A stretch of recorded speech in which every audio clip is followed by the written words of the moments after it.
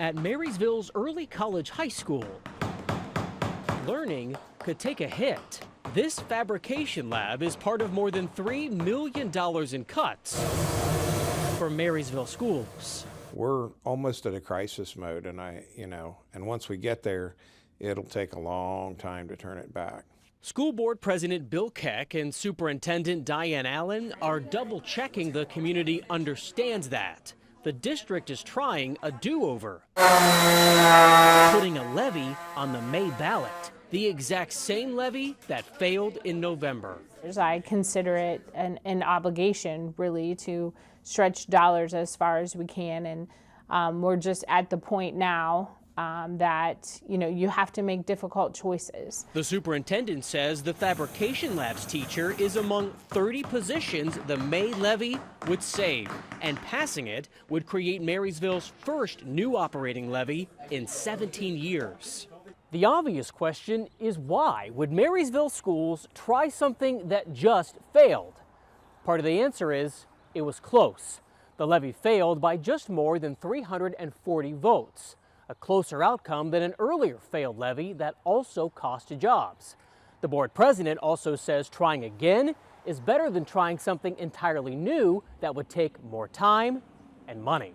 I think that's one thing that the voting public doesn't see is the amount of energy from staff and volunteers, and the amount of money that's donated to pass this levy. We can't use any tax dollars to do that.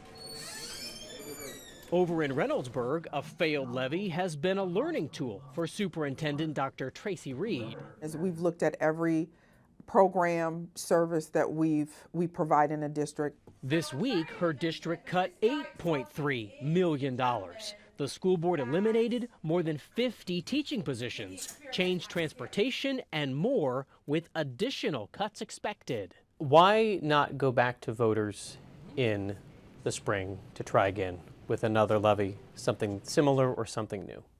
So one of the questions I've asked the board, I've asked some community members, what do they think has changed between November and May? That was first, and I'm not sure what, if anything.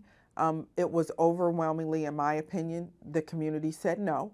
So she says she's focused on building community engagement in the district's new strategic planning process. Do you feel that by building that relationship, by working together with the community on that strategic vision, that will help build a sense of trust between the community and the district where a future levy might have more success? Yes, most definitely.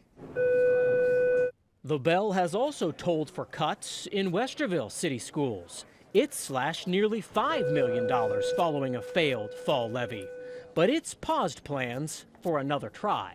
We felt that our focus should be better aimed, having our community pay attention to the state budget process. Treasurer Nicole Marshall says Westerville has decided to pressure lawmakers for funding as they work on the state budget. Do you candidly really think it's realistic that Westerville will end up getting more money from the state at this point? Well, I think that the state has a school funding formula in place that if they appropriately update the inputs on both sides to account for inflation on both the local wealth side and the cost side, I think that it would make sense that the state would want to fully fund that, as it's their constitutional duty to do so. A school funding future impacting Central Ohio districts and still getting hammered out. On your side, I'm Mike McCarthy reporting.